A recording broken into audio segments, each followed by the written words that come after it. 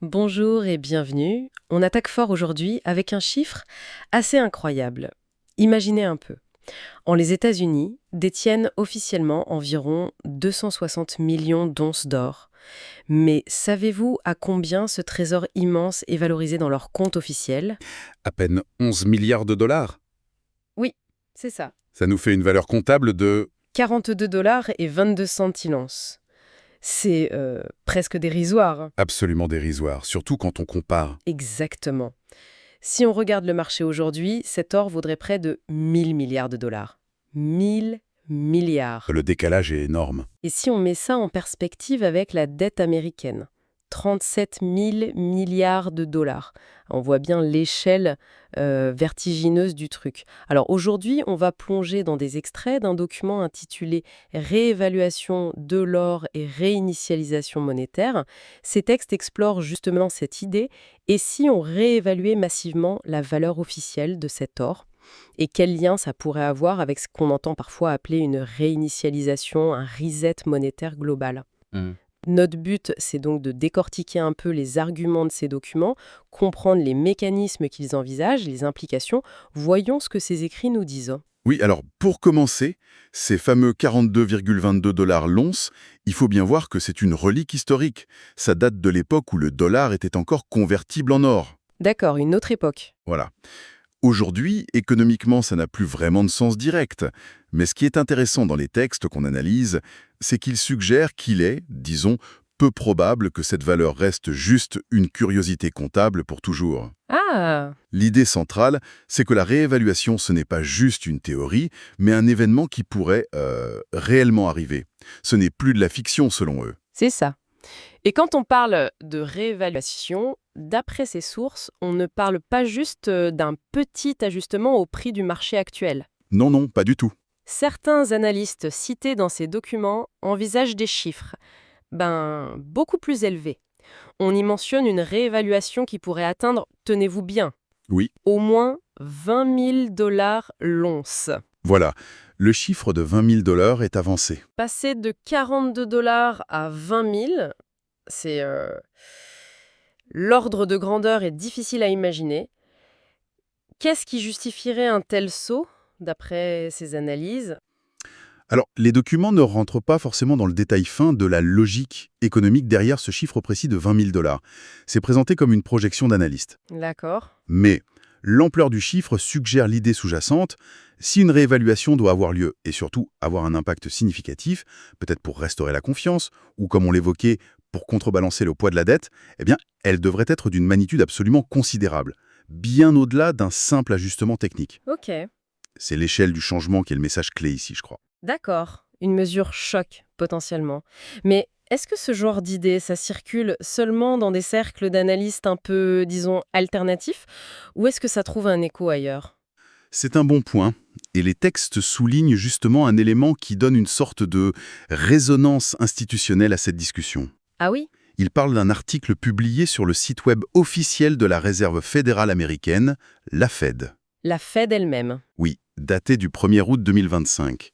L'article est signé par un certain Colin Weiss, présenté comme économiste principal au Conseil des gouverneurs de la Fed. Et que dit cet article? Eh bien, son sujet, c'est précisément d'examiner les cas historiques où des nations ont réévalué leurs réserves d'or officielles. Ah, ça c'est notable, que la Fed publie une analyse sur les précédents historiques de réévaluation de l'or. Tout à fait. Ça suggère que le sujet n'est pas complètement tabou, même dans les sphères officielles. Exactement. Ça ne veut pas dire qu'il prépare activement une telle mesure, bien sûr, attention. Non, bien sûr. Mais ça montre au moins un intérêt, disons, académique ou historique pour la question au sein même de l'institution. Ça donne un cadre. Oui, ça légitime en quelque sorte la discussion. C'est ça. L'analyse de Vance, telle que mentionnée dans nos sources, rappelle que des pays ont déjà utilisé cet outil, dans des contextes différents, avec des objectifs différents, mais ça a existé. Ça permet de sortir un peu la discussion du champ de la pure spéculation marginale. Compris. Donc on a cette valeur comptable figée, ces projections folles de réévaluation et cette analyse historique par la Fed.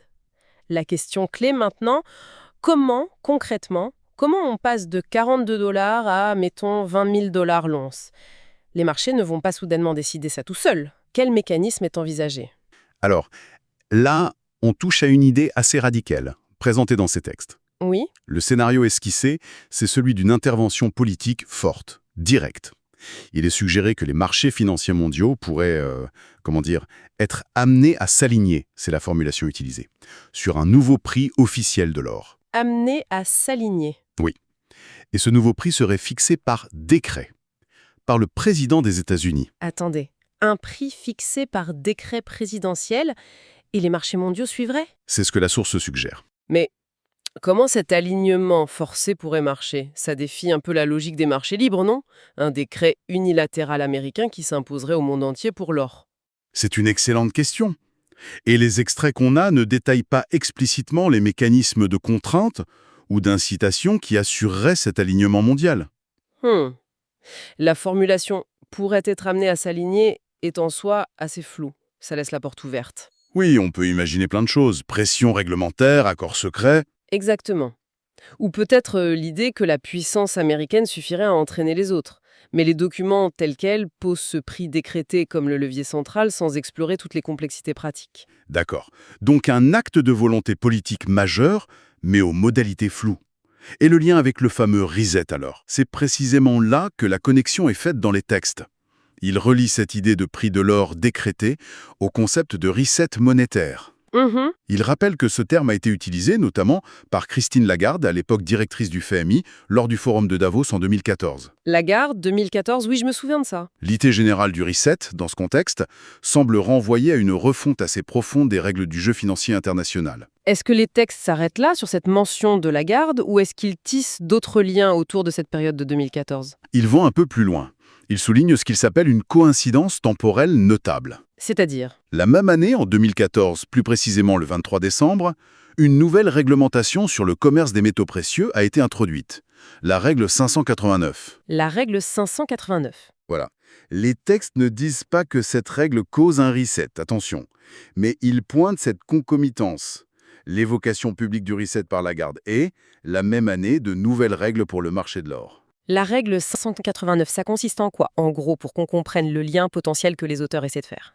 Alors, sans entrer dans des détails trop techniques qui ne sont peut-être pas dans nos extraits, les textes la décrivent comme une réglementation qui affecte le trading des métaux précieux. On peut supposer que ça touche à la déclaration des transactions, la compensation, peut-être les types d'or utilisables dans certaines transactions officielles. D'accord. L'idée suggérée par la source, en soulignant cette chronologie, c'est que les fondations réglementaires du marché de l'or auraient été modifiées ou précisées au moment où l'idée d'un reset émergeait publiquement. C'est présenté un peu comme une pièce du puzzle, quoi. D'accord. Bon, si je récapitule le raisonnement présenté dans ces documents, on part d'une situation initiale, l'or américain sous-évalué dans les comptes. C'est ça. Ensuite, une projection, une réévaluation massive, potentiellement à 20 000 $ l'once, Oui, puis une justification historique potentielle avec cette étude de la Fed sur les précédents, tout à fait. un mécanisme, un prix décrété par le président américain, C'est l'hypothèse centrale. et enfin un lien avec un concept plus large, le reset évoqué par Lagarde, et un changement réglementaire concomitant, la règle 589 en 2014. Voilà, c'est la construction argumentative proposée. C'est assez élaboré comme scénario, mais revenons à l'application la plus spectaculaire qu'on a mentionnée au début. Résoudre la dette. Est-ce que les textes expliquent comment réévaluer l'or pourrait, comme par magie, effacer 37 000 milliards de dettes? Alors attention, les extraits ne donnent pas de mode d'emploi détaillé pour effacer la dette avec l'or. Ce serait sans doute simpliste. Oui, j'imagine. Par contre, l'inférence qu'on peut faire en reliant tous ces points, la dette énorme, la réévaluation massive, le mot reset, c'est que cette réévaluation pourrait être vue comme un outil. Un outil pour restaurer la perception de solidité du bilan de l'État ou de la Banque centrale. Restaurer la confiance en quelque sorte. C'est la crédibilité financière, peut-être créer une nouvelle base de confiance pour le système monétaire, ce qui permettrait ensuite de gérer la dette différemment. D'accord. C'est plus une question de changement de paradigme, de restauration de confiance, qu'une simple annulation comptable. Du moins, c'est ce qui semble transparaître. Une sorte de Big Bang financier pour changer la perception de la solidité en utilisant cet actif historique, l'or. On pourrait le voir comme ça. Mais tout ça repose quand même sur cette idée que les marchés suivraient un prix décrété. Le risque que ça ne marche pas est énorme, non? Que les marchés ignorent le décret, ou pire, que ça crée un chaos monétaire encore plus grand. Est-ce que ces risques sont abordés? C'est là où la formulation « pourrait être amenée à s'aligner » est vraiment clé. Elle contient cette part d'incertitude. Oui. Les extraits qu'on a ne semblent pas s'attarder sur une analyse détaillée des risques d'échec ou des conséquences négatives possibles. Dommage. Ils se